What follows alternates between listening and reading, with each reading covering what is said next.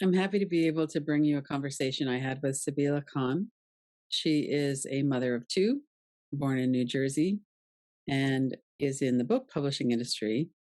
But she lost her father to COVID in April 2020. And 4 days later, she co founded the world's largest support group for COVID bereaved. She speaks about her experience of losing her father, who was in a hospital 3 blocks away, but who she couldn't see. Part of what's different about COVID loss is the isolation, not being able to know what was going on with their loved ones, and not being able to do the kinds of rituals that we do to help us come to terms with and accept loss and grief. This is Lynn Fraser with the Radical Recovery Summit. I'm really happy to be here today with Sabila Khan. She is the co-founder of the largest COVID loss support group in the world. And I've gotten to know her quite well over the last several months, working in a meditation capacity with the group. So let's just start, Sabila, with a little bit of your story. And I know it's not a happy story. You lost your father in the early days of COVID, but maybe you could just tell people a little bit about that. Hi, well, thank you so much, firstly, for having me on. I'm very honored to be here and speak on behalf of the community, speak about my experience, which sadly isn't unique, but it is uniquely horrifying. So my father was in a rehab facility last April, March, April last year, and the rehab facility was in town. It was 10-minute drive from where we live. And when the pandemic started, the facility closed its doors to visitors, which in of itself was very, very traumatizing for him and for our family because we went to see him every day. He was very stoic about it. I was very upset. He was very stoic. He reassured me every day.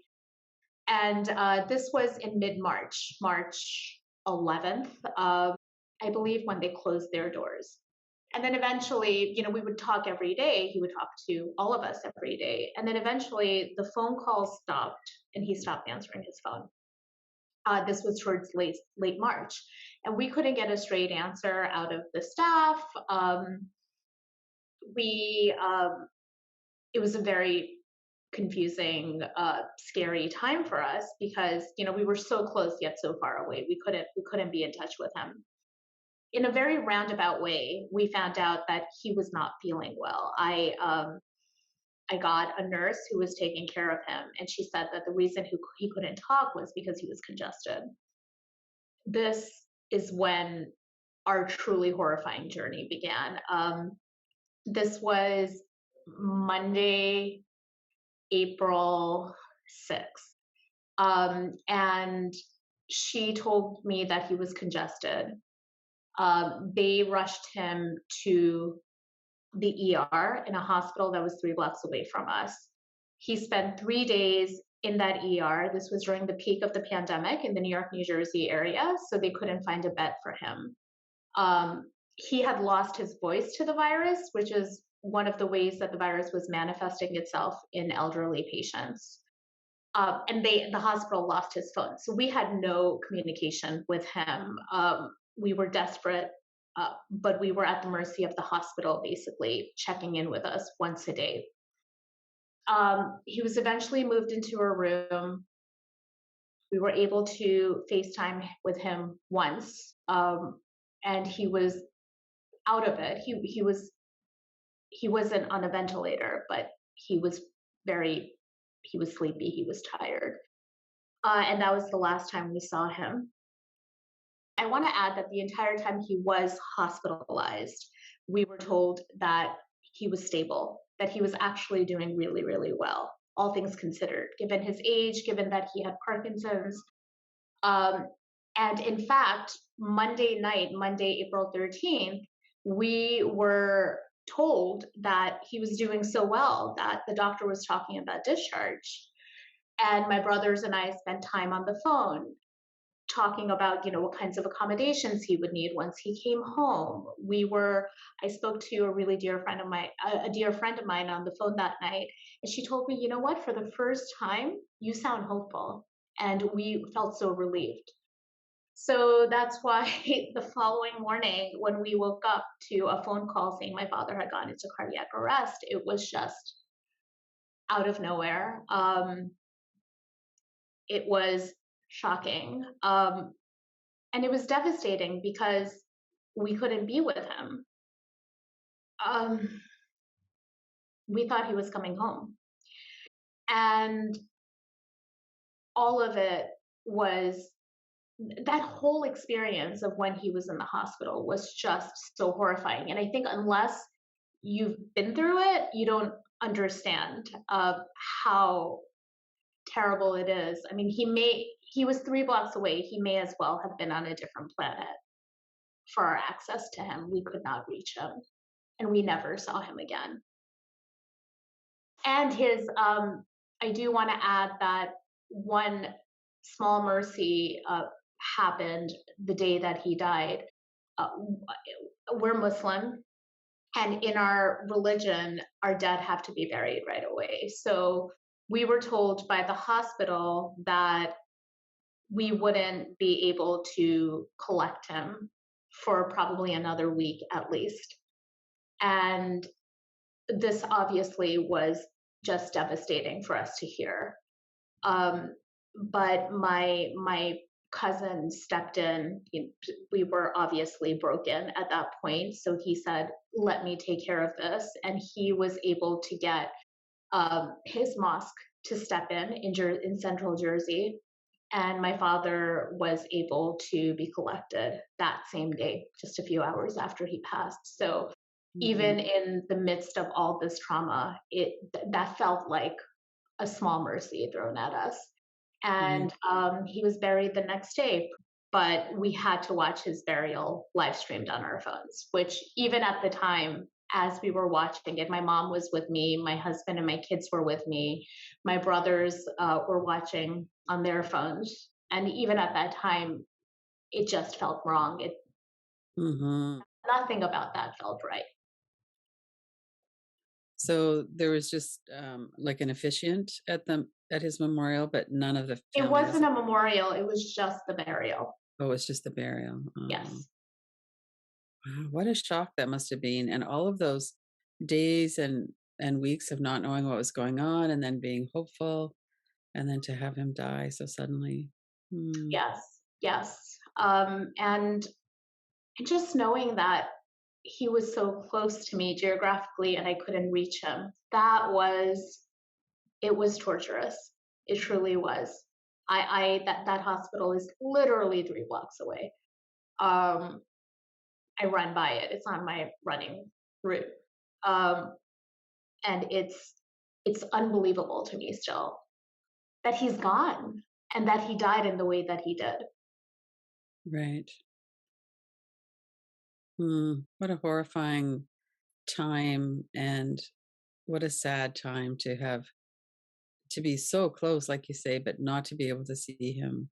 Um, one FaceTime and thinking that it was gonna be okay, and then it's so suddenly shifted. Yes, and that's sitting in this space now for as long as I've been sitting, those are the cruel facts of this virus. It tears Mm, people apart, it tears families apart. mhm, And it also, there's so many people who have experienced what we've experienced, and that we have this false sense of things are getting better, we're moving in the right direction, and bam, out of nowhere, our loved ones are gone. mhm. So there is something, you know, um, I don't want to give this virus, it's not a thing, it's not alive, but there are these sinister qualities to it that are hard to grapple with. It's just, it feels very, very unfair, it feels wrong. And the powerlessness and the anger that would go along with not being able to find out what was going on with him. Oh, absolutely. That anger, I want to speak to that anger a little bit because this was during a time when things are still divided, but we didn't have a supportive administration at this time. Um, and there was so much anger right after my father died. And I found myself I live in a bubble. I live in a liberal bubble. So luckily, I do have everyone within my own bubble was for the most part supportive and believed that this virus was real. I would go find people in friends groups or on Facebook or, college friends, old college friends of my brothers who had varying opinions about this pandemic. And I would engage with them because there was this anger, this sense of injustice. Why him? Why did such a good man, die the way that he died? And I would engage with them, and I would try to fight with them online, and it left me exhausted each and every time. I came away feeling worse than I was already feeling, and I was feeling pretty lousy. Yeah. Um, I have been able to step away from that anger, though. So one of the ways that you did that was forming this group. So do you want to talk a little bit about how that came about? You met somebody online, you said, and then the two of you Yeah, started a group? I mean, the group, it was the timing of it was, I started it almost immediately after my dad died. My dad died on Tuesday, April 14th, and that Friday, I just remember over the course of the week, as much as family and friends were reaching out, sending, fruit baskets and flowers and texts and email messages, I was aware that this was something that was very different than your normal grief. Mhm. Even though this was my first brush with a loss of someone as close to me as this, um, and all I wanted to do, I remember that Friday night, just I became an insomniac in those first early months. And I remember just sitting there on my phone and just being like, I just want to talk to other people who are going through what I'm going through.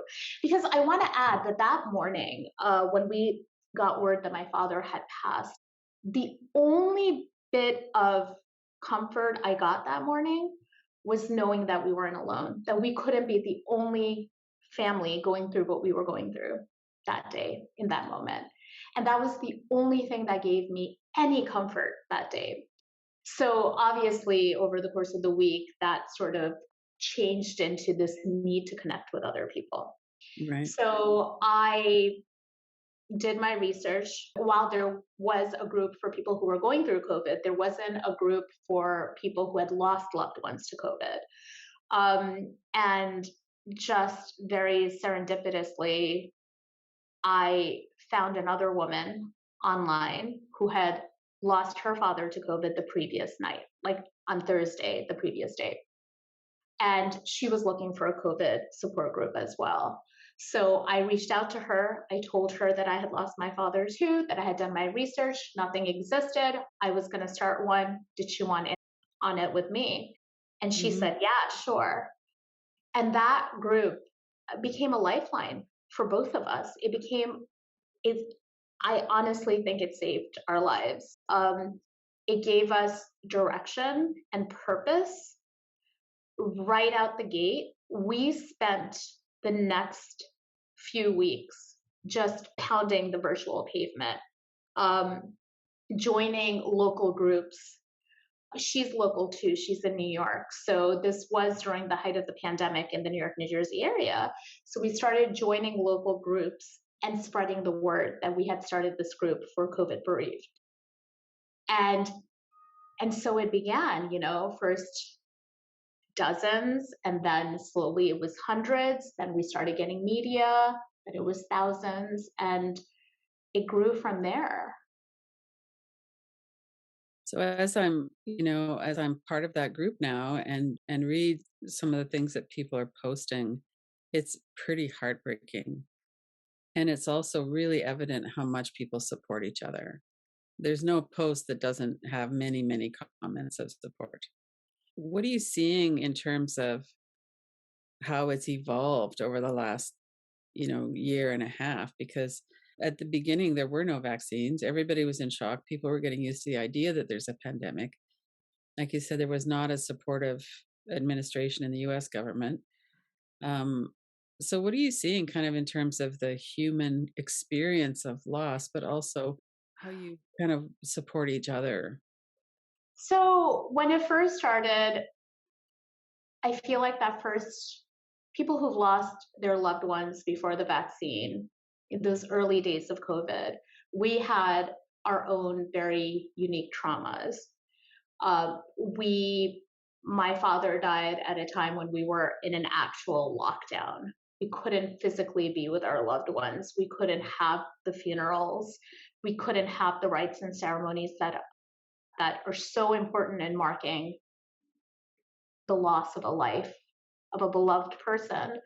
Um, People couldn't find funeral homes. So I remember, we were actively collecting the names and contacts of local funeral homes that were not sort of robbing people blind, that were taking loved ones.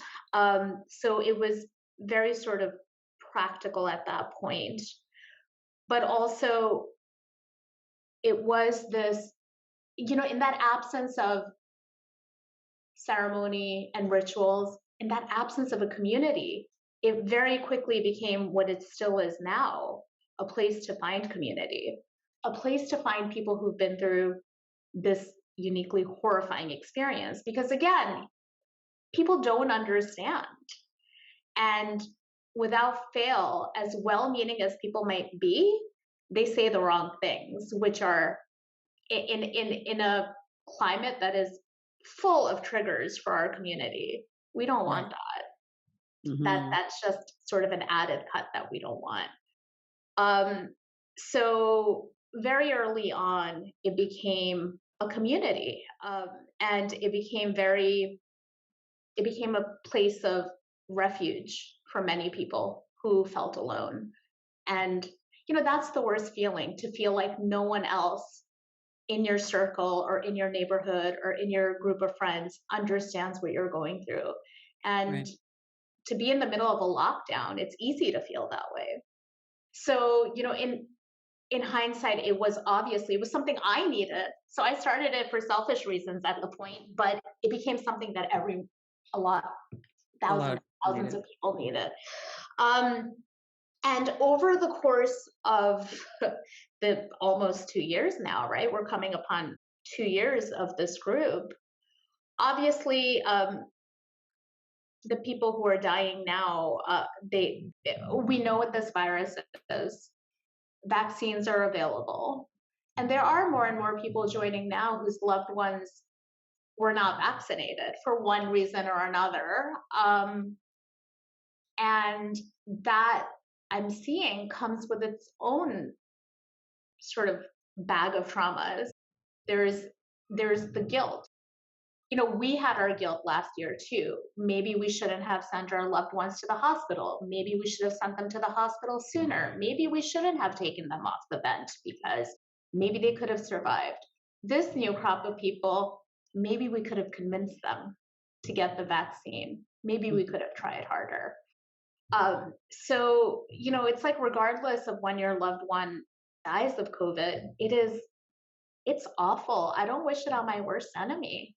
It's grief on steroids. It's all of those feelings on steroids. Given where we are right now as a global community and the fact that we're still in it, it's really, really hard to heal. But what our community has become over the past almost 2 years is a place where we're trying to give people the tools to start healing. Mhm. So, can you talk a little bit about what's unique about COVID bereaved? What you would like people to know, and maybe kind of even cover a little bit of the, what we don't want to hear, what's triggering to us, because a lot of people just don't really understand. Yeah, so as I mentioned earlier, as horrifying as my story was, it's not unique. There are so many people in this community who had no access to their loved ones. There are people who drop their loved ones off in the ER thinking they would could get a shot for an aching back and be released. They were waiting in the parking lot only to be called 5 minutes later by the doctor saying that their loved ones were being vented. One of my dear friends now in the group, her family had to watch her mother's burial from outside the gates of the cemetery, which is just awful. I was under no illusion that my father would live much longer. He had Parkinson's, he had advanced Parkinson's, but not in my wildest dreams did I think he would be taken the way he was taken. It was traumatizing. What he saw in that ER, I can't even begin to imagine. He was awake he wasn't on a ventilator. He was awake for all of his 8 days in the hospital.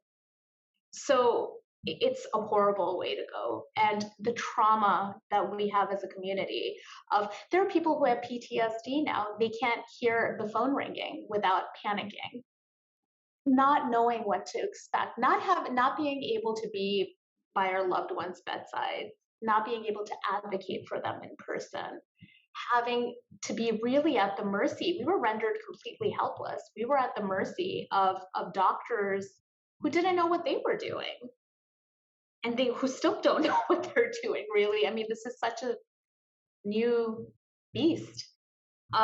So for all of these reasons, I think the COVID bereaved community, what it's going through is unprecedented. And I think the long-term mental health repercussions of this will be felt for years to come. Because of the pandemic, we couldn't give our loved ones proper burials and funerals. So that's just, it's in the absence of these rights that you realize how important they are. Mm-hmm. So for me and for so many others, we never got that closure. I still have moments, my father died 20 months ago. I still have moments when I can't believe that he's gone. I think to myself, maybe they buried the wrong person. Maybe it's not him in the ground because I wasn't there. You weren't there. So there's no closure. And then, the fact of the matter is that there's healing in routine. When my husband lost his father in 2012, and he told me that going back to work, going back to the daily grind, it was very healing for him. It helped him sort of not forget, but move on. And I found myself, especially late last year, really mourning that loss of normalcy, really yearning and mourning it, because the thing that killed my dad is still here and it's killing people. There are constant reminders that are surrounding us every single day. Mm-hmm. And even though the lockdowns aren't as stringent now, we're still not moving about freely. We're not moving about freely. And, I do want to add that the COVID loss community has seen what this virus is, what this virus has done and can do. We don't want to take any more risks with it. We don't want to lose anyone else. So we are probably more cautious than other people. And it's very upsetting to see people, whose biggest worries in this lockdown have been postponing their weddings or their trips to Disney World. It's very minimizing to us and our experiences. And that's something that we're just surrounded by. But I think some of the people just say the darndest things. And I don't know if people always say the darndest things when they're talking to you about a loss.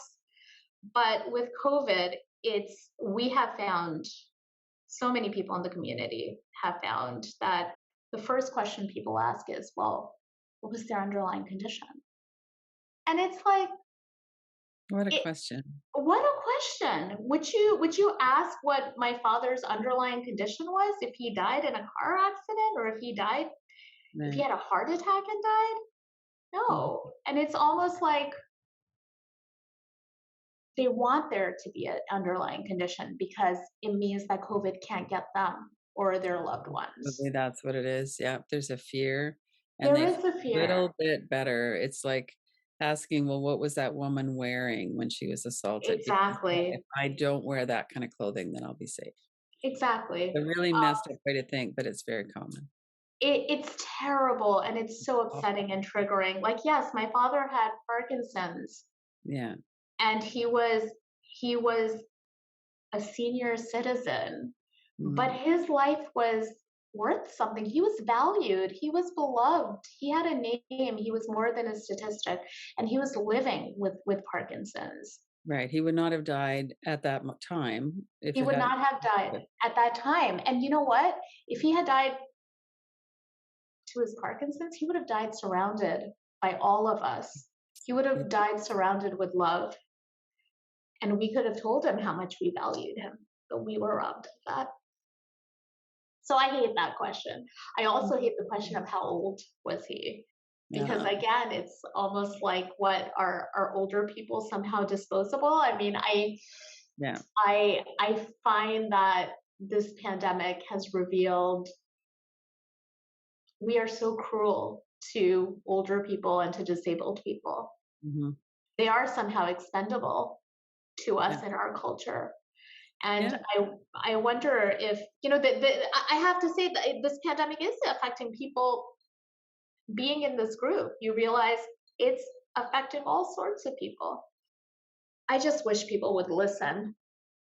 Mhm. Another thing that I find very triggering in my conversations is when someone starts talking about their experience with loss and just saying, you know, I understand I lost my mother to cancer. And, but when I was by her side, and that's, you know, on the one hand, I do think our culture is uncomfortable talking about death and sharing their experiences with grief.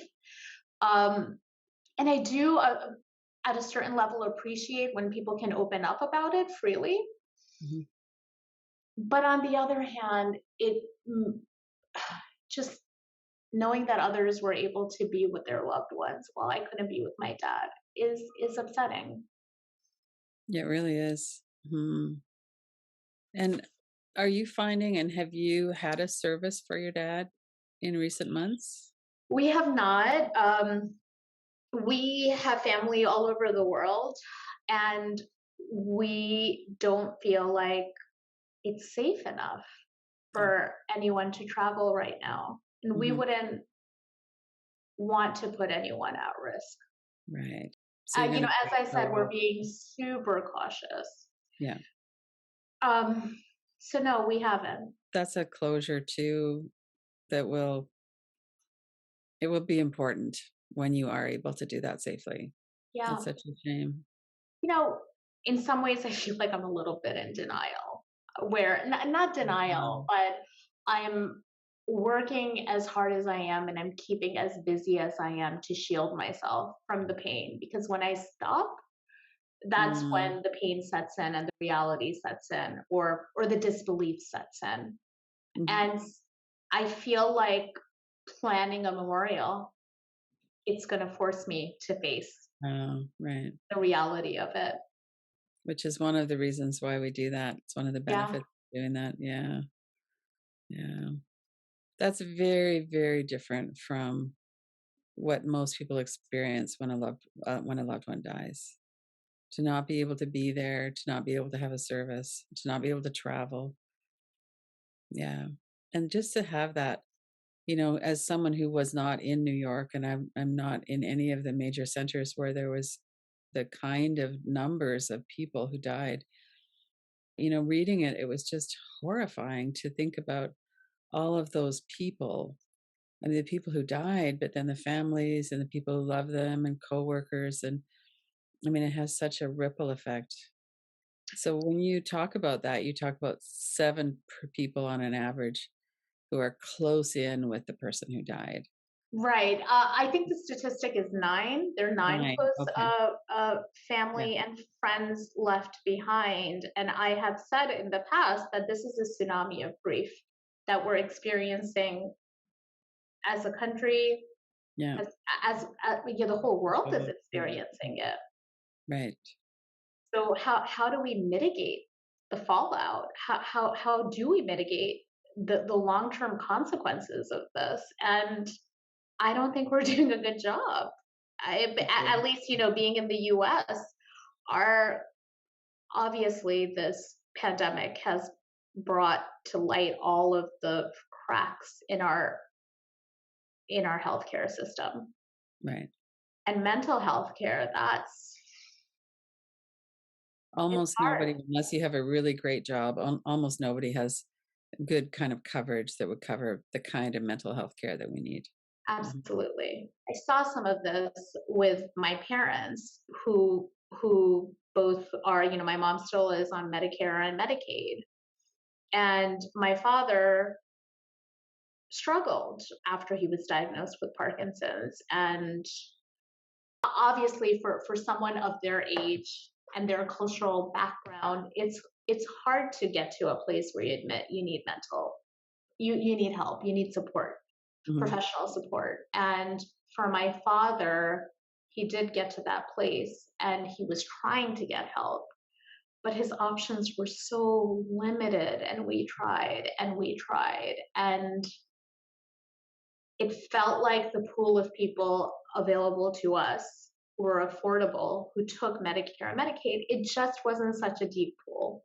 And Right. it certainly wasn't people who represented his cultural background and his age, his generation. Mhm. So yeah, I mean, I think this pandemic has brought the mental health crisis to light as well, and this new emerging mental health crisis. Well, and the kind of peer support that you're able to offer each other is a lifeline for many people, and it's not really enough either. So people, even in the groups that I work with, it's very, very helpful to have your experience validated and to have someone else understand when you say, "This is what's going on for me," and they're going like, "Yeah, I get that. I have that similar experience." And we also have an individual experience with it that can be very helpful to have good therapeutic care. And Right. yeah, And yeah, as you say, as meaningful as it is to have the group, I always encourage my members to get mental health help, to try. And what we've done in our group is we've curated a list of free mental health care or low cost help. And I always refer my members to it because if I didn't have my therapist to go to, I was really struggling. I had stopped seeing my therapist I'd seen her for probably about a year, and I stopped seeing her in late 2019. And then in 2020, this happened, and I refused. I was like, I'm too busy. I'm too busy to see a therapist. How am I going to do this online? And right, I refused to even try to set up an appointment with her. yeah, And what was happening was I was having night terrors, which had never happened to me before. I was waking up in the middle of the night in a full blown panic attack, which was so disorienting yeah, and upsetting. And obviously, I was losing hours and hours of sleep to it. And this was happening during naps during the day as well when I would try to catch up on my sleep. And eventually my husband was like, give me your number. I'll make an appointment for you. Like, you really need this. The group isn't right, enough. You right, need yes. professional. And luckily, it turns out that my therapist actually specializes in trauma. I had no idea. Oh, So, that's another thing that we're finding. Not all therapists are equipped to handle COVID loss. right, Um, and what we're finding is that it's those who specialize in trauma who are really proving to be the most helpful to our community. right. So anyway, I am Mm, my therapist has been a lifesaver for me, and seeing her weekly has helped immensely. To give people an idea of what they could do if they can't access that kind of really good help, is a lot of what we're seeing here is an impact on our nervous system. And so when we're talking about PTSD as well, we're talking about a nervous system that's highly hypervigilant. We've all had this experience of huge disruption in what we would have considered pretty predictable life. And all of a sudden it just changed. So, working directly with the nervous system through breathing and meditation and relaxation practices can be helpful. So, that's something that everybody can access. There's so much help with that kind of thing online now. And there's a lot of books, there's a lot of resources. And I just wanted to refer, we'll put the link here too and show it the same day. That beautiful conversation you had with Dr. James Gordon for the COVID loss support group about a month ago. But it was such a good conversation because he's an experienced trauma therapist. He works with large groups of people. And there are a lot of free resources on his website and other places where people can really feel like they could understand their process, and that there's some resources that they could use to help. And even what he was talking about was moving your body, move it through your body. So he has shaking and dancing and those practices that are so helpful. So even though I haven't experienced the COVID loss or the bereavement, I still find that those practices are really helpful for me too. We all have this impact on our nervous system. And that's part of the reason why people are acting so poorly, Oh, is because of the fear and then going into a fight response. And I don't believe this could happen to me. And people are being very cruel to each other, a lot of oh, people. so cruel. I mean, you would hope that in a moment of sort of communal crisis, that we would be able to come together. Right. Um, Hmm. and the fact that we haven't been able to is obviously contributing to just what this community is going through, the trauma. It's ongoing, and also I want to say that I want to add that it feels like everything is constantly changing too. Hmm. We don't. It has changed. Our realities have changed, but we see that light at the end of the tunnel, and then all of a sudden there's a new variant, and there goes the light. And um, that's happened a few times now, Right. where the numbers start going down, and you're like, wow, we're turning a corner, and then they start climbing up again. So we're in this state of constant change and uncertainty, and there's no roadmap that we can refer to. We don't know how this is going to end, or when it's going to end, or if we're ever going to have that normal back. So yeah, it's really, really challenging. What I have been trying to do, I want to add that one thing that I've tried to do in my life is I recognize that I don't have control over a lot of it. Mm. I don't have control over this pandemic. I don't have control over how people act. I've been trying to get my mom into therapy. I don't have control over that really. I may not be able to convince her to get into therapy. But what I've been trying to do is I've been trying to take control over those things that I can control Right. and change. So I bought this water bottle, and I try to have at least 100 ounces a day. And that little trick there, it's like Hmm. a little hack. It's made a huge, huge difference. I am now trying to make sure that I get 7 to 8 hours of sleep at night. And in order to do that, I'm making sure that I'm not on my phone in bed. Some nights are better than others, but for the most part, I would say I've consistently been between 7 and 8 hours of sleep for like about the past month. That's Um, and those little things are making me feel like I have some control. It's giving me some, it's empowering me. It's a little thing, but it is empowering me. hmm. And one thing that, you mentioned when we were talking another time was that your children really miss their grandfather. They And do. that's something that maybe people aren't really thinking about. The general public aren't thinking about so much.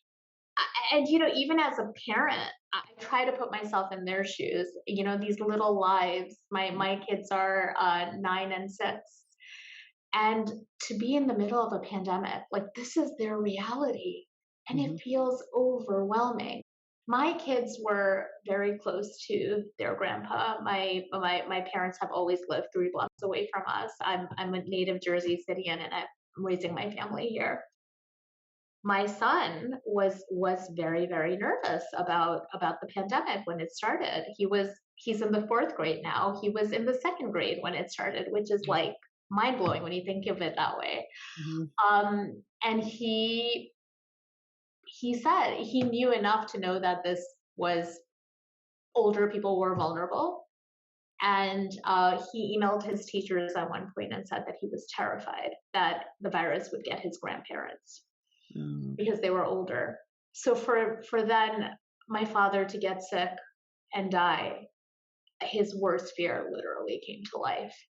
Um, and it was really hard. It was really hard. It was very challenging to try to support him in his grief as I was going through this grief, as I continue to go through this grief myself. Yes. I think my daughter was young enough to have a very sort of innocent and pure reaction to it, but Gabriel was old enough at that time to really understand what this meant. Right. And for him too, therapy has been sort of a blessing. He is high functioning autistic. He has autism spectrum disorder. He struggles with his emotions. So grief for him was it was more challenging than it would have been for a neurotypical child. And he still has a hard time talking about my dad. But recently, he has started opening up a little about my father and about my father-in-law who died 10 years ago. And he'll say things like, they're up in heaven and they're having tea together. And I'm sure they're so proud of their grandchildren.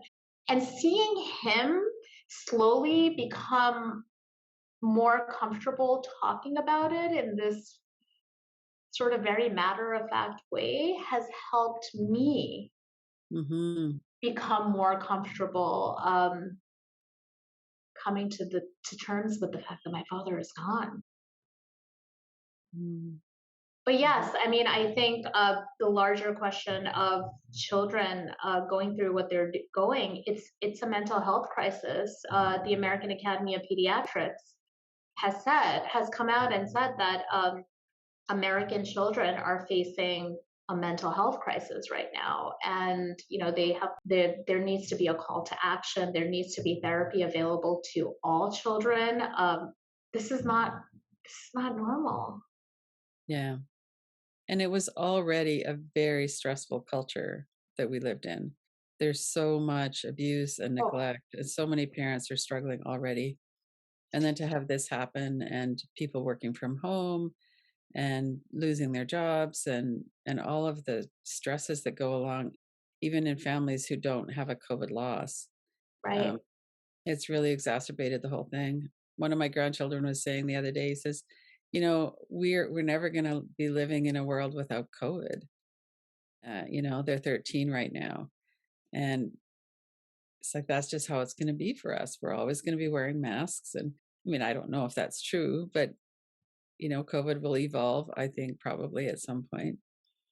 But this experience will always be with them. Losing several months of school. They went on March break and they were actually planning to come to New York City and had to cancel the trip at the last moment. And then their break got extended through the year.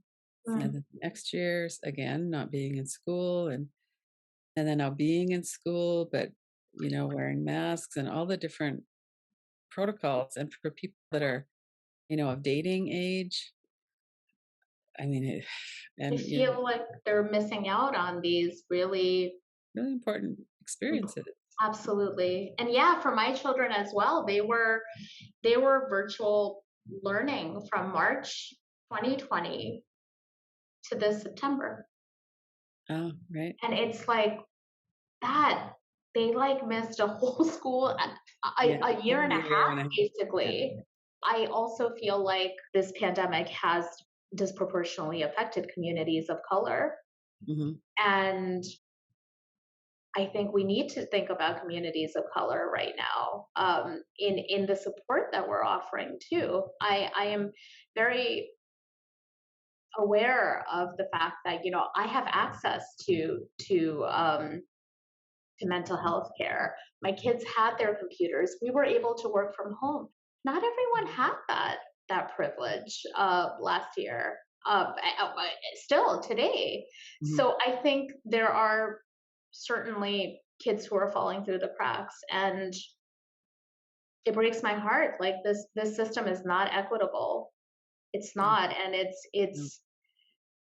I just really hope that we can learn some lessons through this pandemic and try to make it more equitable. Well, and one of the things that happened at the beginning of the pandemic is that there wasn't a leader in the United States who would say, "We're all in this together." Oh my You know, gosh. the I president think, was actively sowing discord and division, and that's changed now. So, just some of the initiatives around a lot of women have been forced out of the workplace because of childcare with the schools being closed. How are we going to address that? So that's the kind of leadership that will start to make a difference. right. I mean, I think the previous administration did in some ways set the tone, the really negative tone of what this pandemic has Mhm, become. mhm, um, and and yeah, like in many ways last year we were on our own, which added so much uh, mhm. trauma, and it added so much to the burden that families were already carrying because we felt completely gaslit by uh, politicians, and we had to support each other. This traumatized community had to turn around and support others who were in the same boat as us, and it was too much. And I mean, I feel like in some ways we're still an afterthought. I do think that this administration can be doing more as well Mhm. for COVID families and for just in terms of COVID. I don't think we're ever going to have a lockdown again. I think in some ways the numbers are being pushed aside. Um, especially at the beginning, at the end of summer, where there was this drive to reopen, Yeah. Mhm. we felt like the numbers were being pushed aside as an inconvenience. We felt like our experiences were being pushed aside as an inconvenience. So I do wish that this administration would really try to listen to us and what we've been through. And we lost our loved ones. The virus is real. We need to be more careful about it. And I'm not sure that the messaging is really there. Right. It's better than Mhm, last year, but mhm. But then there's the state levels as well, which have yeah, some. which has been really upsetting to watch how that's all played out. That's been a really big trigger. Mhm. So how do you feel about the activism of starting a group and of the peer support that you've given and received? And how do you feel like that's impacted your recovery? And I know your recovery is not over. I'm not Um, at all suggesting that, but how do you feel like that's kind of influenced how you've been dealing with this for this last year and a half, almost two? well, firstly, I want to say that my father was a community activist. So when I started this group, I wasn't even thinking about that aspect of it. I was thinking about my needs at that moment. But my father was a community activist. So now, obviously, in hindsight, I see the through line between his work and mine, Mhm. um, which just feels like such a beautiful way for me to keep his legacy alive and to make sure that all of his good works don't die. Um, so that has given me so much purpose. And I feel like I've been able to create something beautiful out of something, this moment in history that has been awful. We've been It's able really to hard. create something positive and beautiful. Right. And I also feel like I've been firmly seated now in this space of grief and bereavement since April um, 2020. And if someone would have told me back then that this is who I would be, I would have been like, get out of town. Are you kidding me? Um, so I have been able to, culture is uncomfortable with grief. Our culture is uncomfortable with mortality, Hmm. with death.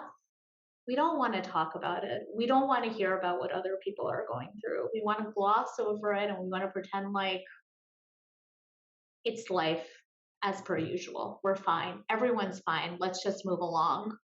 But now we've been forced into this situation. We've been thrust into this situation where death is surrounding us.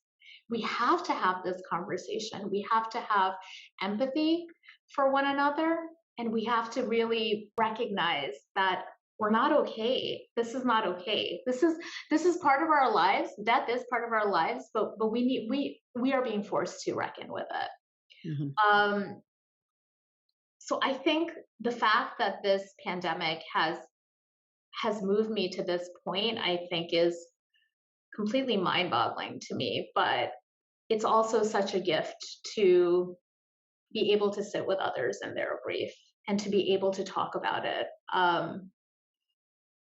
I feel like I've come really, really far since last year, and I'm never going to be that person I was before the pandemic. I miss her. She had a lot of fun. I mean, listen, I'm still fun, but there was, wow, I wish if I could go back and talk to that person, I'd be like, wow, you have it really, really good. You have no idea. Um, but I feel like I have evolved so much and I've grown so much. Um, I'm sorry, I'm just getting emotional. Um, Okay. I'm just also grateful for the life that brought me here. Um, and I'm grateful for the experiences that my father gave me, the lessons that he taught me. And I do constantly think about the fact that had my father not died at that point, you know, maybe this community wouldn't have existed. And obviously, I would do anything to change the way my father died. I would do anything to have Yes. him in my life right now. But he brought me here. He brought me here in so many ways. I mean, he started a movement of love and support, and I can't think of a better way to honor his memory. Yeah. You're carrying his work forward. Mhm. These are really deep, meaningful experiences that it takes a lot of courage and commitment to stay present when things are this intense and when there's so much loss and grief. And we talked at the beginning about the powerlessness and the anger and not knowing what was going on and not being able, 3 blocks away, not being able to see your father. And to have come through this and made meaning and helped so many people through this, I really think that's a tribute to you and the other people that you're working with, in terms of the group. And it's a really active group. We'll put the link on here so people can find it in Facebook and really encourage people to reach out. And even if people are not directly affected with an immediate family member, just to be able to understand a little bit more about what it is, to use some of the resources and to really see, when we actually turn towards and let something into our hearts, that's the real way to heal. And it's really hard and it's really sad. And it's, what else are you going to do? Yeah. Yeah. And it's I am grateful for the support that we have. Mm. My co-founder and co-admin Angelina Proya, who it's really strange to think that she was a complete stranger when we Yeah. started this group. She's been my partner in crime on this. She's been we've really become each other's biggest supporters. We both miss our dads, but we I sometimes tell her that I feel like our dads connected us. Um, and that's always a nice thought. But it was a lot of work for a long time. It was just the two of us running this group of thousands of people. And I think the best thing that we've done is recently we made moderators. We created moderators from, we had a pool of people who we have grown to love and trust within the group. And we've been able to spread some of the responsibilities that way. Mm. Uh, and that has been a huge help. I mean, I think we got to a point where we realized we can't do this with our mental health intact by ourselves. Mhm. So it's I think empowering other people within the community to feel like they're making a difference, and it's furthering our ability to maintain a safe space for everyone. You know, even in a group this big, it remains a safe space. Mhm. So People it's are been very caring with each people other. are very the cooperation that we've seen come out of the community has been really really wonderful. Mhm. Mhm. So as we come to the end of our time here, what would you suggest for people who might be really experiencing this freshly or maybe from a year and a half ago? Um, what are some things that would help people in their recovery? I think I think people need to first realize that what they're going through is not normal. Um, that it is unusual, it is complicated, it's prolonged grief, or complicated grief, it's trauma. And I think once people come to that realization, I think they what they need to do is take care of themselves. That was something that I don't know if I did necessarily, but I do tell all of the new members of our group. We have people who, you know, who join right after, who find us luckily right after losing their loved ones. And what I always tell them is take care of yourself, because grief is as I said, I had never experienced this level of grief or loss. I had never lost someone this close to me. My father was the first. And the physical aspect of grief is something that really, really took me by surprise, where I was sick to my stomach and I was literally like in bed for a week and a half. And if you need to be in bed for a week and a half, be in bed for a week and a half. I hope you're able to do that. I hope you're able to get help and accept the help that's being offered to you. I also hope that they are able to find community. And it might be difficult. I know that there are members in my community who come from parts of the country or parts of the world where um, they might feel not validated in their grief, and um, they might be parts of communities or even have people in their families who are questioning whether or not COVID is real. You know, meanwhile they're dealing with a COVID loss. Mhm. Um, I would really encourage them to find us online. There is a space of people who share their grief and their trauma, and there is a lot of comfort in that kind of validation, I think. Mhm. I agree. So when they're looking up your group in Facebook, I'll put the link here too, but Yes. what would the search term be for that in Facebook? So I work in book publishing. So when I started this group, we're always thinking about discoverability with our titles and keywords and such. So when I started when we started this group, I was like, it needs to be as straightforward as possible. So it's COVID-19 loss support for family and friends. And I think if you go into Facebook, I've never tried searching our group myself. I should, but I think if you put in COVID loss in Facebook or on Google, we're one of the It pop first to pop up. So I wanted to make us as discoverable as possible. And up. many people have found us either through word of mouth or by just doing a random search on Google or Facebook. So Right. we On are public support. discoverable. It's Right. really important, I think, that people be able to find us. Well, thank you so much for this conversation. I know this is a hard and sad um, thing to talk about, and it's an honor to your dad. Thank you so much for giving me the opportunity. This is Lynn Fraser with the Radical Recovery Summit. We have an exciting lineup for our 5th annual, including Dr. Gabor Mate as our keynote speaker. Head on over to radicalrecoverysummit.com to learn more and watch the interviews.